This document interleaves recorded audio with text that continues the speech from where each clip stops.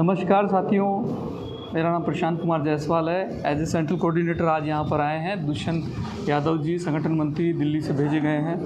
ग्राम और वार्ड संपर्क अभियान पूरे राजस्थान की 200 विधानसभाओं पे हम लोगों ने चला रखा है, जिससे कि हम जिम्मेदार साथियों को हमारे जो भी वॉलंटियर्स हैं, कार्यकर्ता हैं, उनके माध्यम से उनके वार्ड और गांव में तलाश सकें और उस वार्ड और गांव की यथास्थिति से अवगत हो सकें।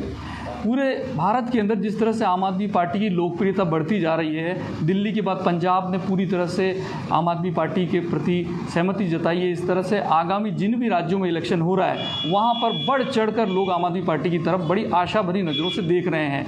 आगामी इलेक्शन आपके सामने हिमाचल और गुजरात में है, जहाँ पर हमने संगठनात्मक बहुत मजबूत स्थिति कर ली है। राजस्थान के अंदर भी 18 महीने बाद इलेक्शन है और हमने 200 विधानसभाओं पे चुनाव प्रभारी और संगठन मंत्री की मौजूदगी में हर ज़िले में इसी तरह से हम लोग मीटिंगें कर रहे हैं और उन मीटिंगों के अंदर हमारे जितने भी कोऑर्डिनेटर्स हैं उनके माध्यम से जितने भी सक्रिय हमारे साथी हैं, जिम्मेदार साथी हैं, उनको एक बुकलेट देकर हम लोग संगठन की मजबूती और सुयोग्य व्यक्तियों की तलाश हमारी शुरू है, क्योंकि लोग आम आदमी पार्टी से हज़ारों लाखों की संख्या में जुड़ना चाहते हैं। 15 तारीख को हमने इस बुकलेट का विमोचन किया था। इस कार्यक्रम का जो संपर्क अभियान है इसका लॉन्चिंग किया था और अब हम इस लॉन्चिंग के बाद हमें हज़ारों नहीं लाखों मिस कॉल पूरे राजस्थान की 200 विधानसभाओं से मिल रहे हैं। इसलिए दुष्यंत यादव जी जो संगठन मंत्री हैं उनके साथ हर ज़िले में हम इसी तरह से प्रेस कॉन्फ्रेंस कर रहे हैं। हम यहाँ पर लोग कार्यकर्ताओं की ट्रेनिंग कर रहे हैं, मीटिंग कर रहे हैं और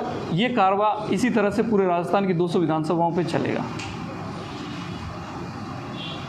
सर, कि जिस तरीके से आप संगठन मजबूत करने के लिए निकले थे, क्या कुछ इतने महीनों में क्या कुछ हो पाया है? कैसा रिस्पॉन्स आ रहा है लोगों का? क्या कुछ? जी देखिए, मैंने बताया आपको कि 15 तारीख की लॉन्चिंग और हमें हज़ारों लाखों मिस कॉल, यानी लॉन्चिंग के बाद लाखों मिस कॉल मिलना एक अपने आप में ये अद्भुत बात है कि किस तरह से लोग आम आदमी पार्टी की तरफ आशा भरी नज़रों से देख रहे हैं। ये आम जनता नहीं है, ये तमाम पार्टियों के वो लोग हैं जिनको लगता है कि आम आदमी पार्टी ही एक सही विकल्प है, जो कि राजस्थान के अंदर बदलाव ला सकती है और काम करने वाले, अपने क्षेत्र में जिम्मेदार जो काम कर रहे हैं, समाज में काम कर रहे हैं, मीडिया में भी काम कर रहे हैं, तमाम वो लोग जो कि अन्य पार्टियों से जो राज करती है ये कांग्रेस बीजेपी, उनसे बुरी तरह से ठगा महसूस कर रहे हैं, वो सब लोग आशा भरी नज़रों से देख रहे हैं। इसलिए हम लोगों ने पूरी तरह से हर जगह जाकर ये आश्वस्त किया है कि हमारा कोई किसी व्यक्ति विशेष के प्रति कोई प्यार नहीं है। हम हर उस व्यक्ति को संगठन में और हमारे साथ जोड़ने के लिए तैयार है जो जनता के हित के लिए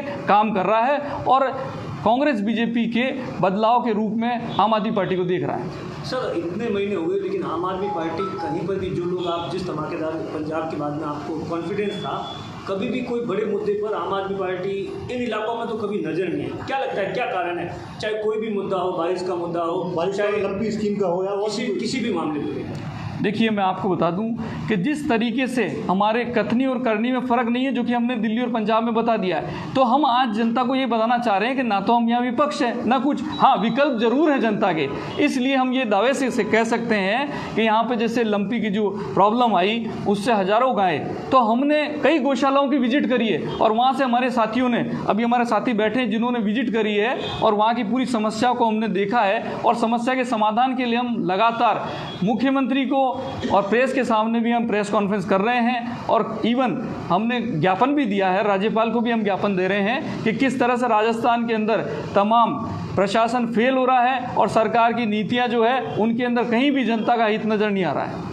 जालौर की इतनी बड़ी घटना हुई लेकिन आम आदमी पार्टी का कोई बहुत बड़ा नेता उस परिवार से आज दिन तक नहीं मिला है, क्योंकि आम आदमी पार्टी ने हाँ कहने के लिए आपने दिल्ली में जरूर कांग्रेस के आगे प्रदर्शन कर दिया है, वहीं बीजेपी भी इस पूरे मामले को लेकर खामोश है। क्या लगता है बीजेपी की आम आदमी पार्टी इस मामले में क्यों खामोशी बरती है? जी देखिए, सबसे पहले तो मैं आप लोगों के माध्यम से जितने भी व्यूअर हैं हमारे जो भी देख रहे हैं इससे मैं उनको बता दें कि भारतीय जनता पार्टी जो कि विपक्ष है उसका कहाँ प्रोटेस्ट दिखा है वो आप लोग बता देना।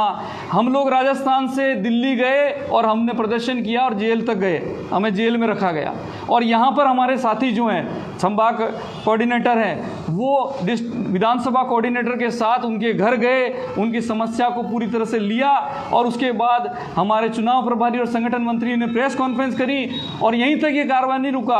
हमने जाके राज्यपाल को ज्ञापन दिया और कहा कि राजस्थान के अंदर जो सरकार इस समय काम कर रही है वो न महिलाओं के लिए सोच रही है, न बेरोजगारों के लिए सोच रही है, न दलितों के लिए सोच रही है, न किसी भी और तबके के लिए सोच रही है। पूरी तरह से ये सरकार फेलियर हो गई है। ये सिर्फ सरकार बचाने के लिए नूरा कुश्ती की लड़ाई कर रही है। अशोक गहलोत जी का मैंने अभी कल परसों वीडियो देखा था, उसमें वो कह रहे थे कि वहाँ का क्षेत्रीय विधायक बीजेपी का है, वो नहीं बोल रहा है कि वहाँ पे कुछ इस तरह की घटना हुई। अरे क्यों बोलेगा? कांग्रेस बीजेपी के एजेंडे, डंडे और झंडे अलग है, अंदर से दोनों एक है। क्यों बोलेंगे? उसको मुख्यमंत्री से क्या बेल लेनी है? तो ये लोग नहीं बोल सकते। हमने अपने ज्ञापन में, अपनी प्रेस नोट में लिखा है कि आप सर्वे करा लो, आप तमाम जालोर की तमाम स्कूलों का सर्वे करा लो कि वहाँ पर क्या स्थिति है, तो आपको पूरे प्रकरण का पता चल जाएगा। और हम निष्पक्ष जांच की मांग कर रहे हैं। हम किसी व्यक्ति विशेष के कोई खिलाफ नहीं है, लेकिन हाँ, निश्चित तौर पे इस तरह की जघन्य घटनाएं होगी तो आम आदमी पार्टी आपको सिर्फ प्रेस कॉन्फ्रेंस में नहीं, सड़कों पे नजर आएगी आंदोलन करती है। सर, आपके जो वहाँ गए थे, परिवार से मुलाकात की, क्या कुछ कहा मटकी के बारे में? वह मटकी या पानी क्या घटनाक्रम बताया? और उसके बाद में सरकार ने साफ तौर पर जो एडीजी जो क्राइम थे वो वहाँ जाकर आए, उन्होंने कल आज तक स्पेशली बयान दे दिया कि मटकी जैसी बात अभी तक नहीं सामने आई। देखिए, मैं आपको बता दूं कि हमने इसे बहुत ही बारीकी से, और इस घटना को, क्योंकि मार्मिक घटना है, किसी का भी बच्चा अगर उससे बिछड़ जाए, उसके साथ कुछ हादसा हो जाए तो वो उसको बर्दाश्त नहीं कर सकता। मुख्यमंत्री ने एडीजी लगा दी और वो बार बार कह रहे हैं कि मैंने ऐसी दलित से एडीजी लगा दिया। ये क्यों कह रहे हैं वो? इसका मतलब उनको अपने महकमे पे विश्वास नहीं है कि अगर वो उस जाति से नहीं है तो वो निष्पक्ष न्याय नहीं करेगा। हमने हमारे साथी अशोक भाटी को भेजा, जो संभाग प्रभारी, उनके साथ एडवोकेट मोतीराम मेंढसा जी को भेजा, उनके साथ हमारी पूरी टीम गई। हमें विश्वास है, और इन्होंने जो उस बच्चे के माँ बाप से जो सारी मांग जो हमारे पास अभी मौजूद है, हम आपको भी प्रेषित करेंगे, वो मांग हमने पूरी राज्यपाल जी तक पहुँचाई है। सर, ऐसा तो नहीं है सर, इस पूरे मामले को लेकर आपके प्रभारी है राजस्थान के, वो तक अभी तक परिवार से नहीं मिले, जोधपुर के मिले, या आपकी पार्टी खुद दिल्ली के अंदर इतनी उलझ गई है जिस तरीके से उप मुख्यमंत्री के ऊपर ईडी की कार्रवाई?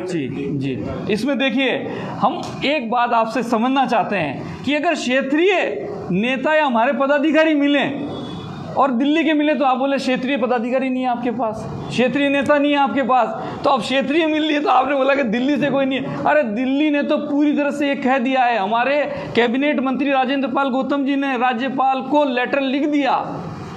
हमारे ST/SC विंग के प्रदेश अध्यक्ष कुलदीप कुमार जी यहाँ पर आ गए, उन्होंने प्रेस कॉन्फ्रेंस कर दी, राज्यपाल जी से मिल लिया।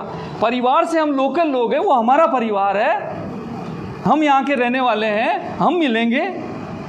हम अपने आला कमान को बुला के आश्वासन वाली राजनीति हमारी नहीं है। हमारी राजनीति है कि हम उनके दुख दर्द को समझते हैं, हम जाएंगे मिलने उनसे, और जहां पर अगर आवाज़ को दिल्ली तक पहुंचाना है तो हम अपने राष्ट्रीय नेताओं से मदद लेते हैं। अच्छा, क्या लग रहा है जिस तरीके की आपके उप मुख्यमंत्री पर दिल्ली में जिस तरीके से लगातार सेंट्रल गवर्नमेंट की ओर से कार्रवाई होगी, क्या कुछ लग रहा है 2024 के लिए सरकार डरी हुई है, या क्या कुछ लग रहा है? देखिए, ये सारी घटनाओं से ये साबित हो रहा है कि गुजरात इनके हाथ से निकल रहा है। आप ध्यान से इस बात को, सब लोग सुन रहे होंगे, और आप इसको प्लीज़ टेलीकास्ट करना कि गुजरात इनके हाथ से निकल रहा है। और उसमें एक बड़ा मुद्दा ये आ रहा है कि पूरे गुजरात के अंदर रोजगार है, शिक्षा है, स्वास्थ्य है, जो कि वहाँ फेलियर है, उस पे आम आदमी पार्टी को पूरी तरह से सहमति मिल रही है। और इसलिए पहले सत्येंद्र जैन जी को पकड़ा गया, फिर मनीष सिसोदिया जी को धमकाने की कोशिश की जा रही है, और सुबह से शाम तक CBI को कुछ नहीं मिलता है। तो बोले फ़ोन और लैपटॉप ही ले चलो, हम तैयार हैं, जांच करो, निकालो। पहले कभी कोई इस्तिगासा पेश नहीं किया है, जांच चल रही है। तो एक माहौल बनाया जा रहा है कि दिल्ली के अंदर बैठकर ये लोग जो आपके लिए कर रहे हैं विकास का कार्य, जो जनता की मांग है, जनता की तकलीफ है, जनता का दर्द है, दुख है, उसे हम सही कर रहे हैं, तो उस पर ये एक प्रश्न चिन्ह लगाने की कोशिश कर रहे हैं। राजस्थान में आप पार्टी किस मुद्दे पर चुनाव लड़ेगी? देखिए, राजस्थान मैं आम आदमी पार्टी राजस्थान के लोगों के मुद्दे पे, यानी कि ये बुकलेट के अंदर मैंने आपको बताया कि हमने यहाँ की समस्या और समाधान यहाँ के लोगों से मांगा है। ये पहली ऐसी पार्टी है जो अपने मैनिफेस्टो को ग्राम पंचायत और वार्ड से बनाने के लिए तैयार है। हम लोग वहीं के लोगों से उनकी समस्याओं को और समाधान को मांग रहे हैं, तो यही हमारे मुद्दे होंगे। और बाकी कॉमन मुद्दे आपको पता है, शिक्षा, स्वास्थ्य, सुरक्षा, पेंशन, तमाम मुद्दों पे हमने काम किया। ओके, ठीक है sir, thank you very much, धन्यवाद।